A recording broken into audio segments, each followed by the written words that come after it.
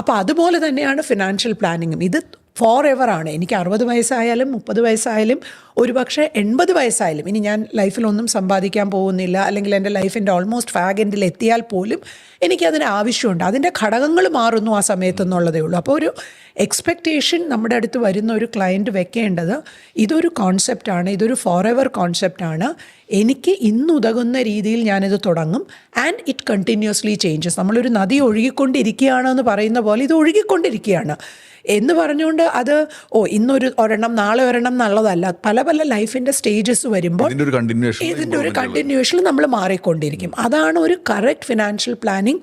അതാണ് ക്ലയൻറ്റിന് വേണ്ടതും. ആൻഡ് ഇതൊരു സയൻസാണ്. ഇത് ശരിക്കും നമ്മളിപ്പോൾ ഒരു മാത്സോ ഫിസിക്സോ അല്ലെങ്കിൽ ഒരു മെഡിസിനോ പഠിക്കുന്ന പോലെ ഇതിൽ ഒരുപാട് ആസ്പെക്ട്സ് ഉണ്ട്. ഇത് പഠിച്ച് ക്വാളിഫൈഡ് ആയി ഇതിൽ റൂളും വകുപ്പും എല്ലാം മനസ്സിലാക്കിയിട്ടാണ് ആൾക്കാർ ഇത് ചെയ്യുന്നത്. അല്ലാതെ വെറുതെ ഞാനൊരു സുപ്രഭാതത്തിൽ ഒരു പ്ലാനർ ആവുന്നതല്ല.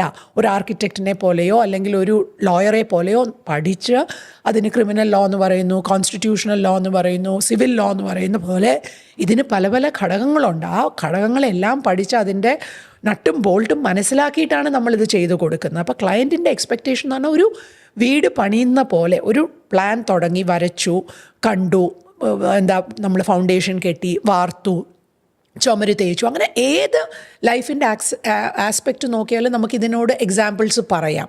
ആ പറയുന്നത് പോലെ എന്നിട്ടാണ് ഒരു വീട് ഫൈനലി റെഡി ആവുന്നത്. പിന്നെ നമ്മളവിടെ താമസിക്കുമ്പോഴും നമുക്ക് എന്തെങ്കിലുമൊക്കെ ചേഞ്ചസ് കൊണ്ടുവരേണ്ടി വരും. കുറച്ച് കാലം കഴിയുമ്പോൾ എവിടെയെങ്കിലും ലീക്ക് വന്നു, അല്ലെങ്കിൽ ഒന്ന് പ്ലാസ്റ്ററിങ് ചെയ്യണം, നമ്മൾ ചെയ്യുന്നില്ലേ? ഫിനാൻഷ്യൽ പ്ലാനിങ് അത് തന്നെയാണ്.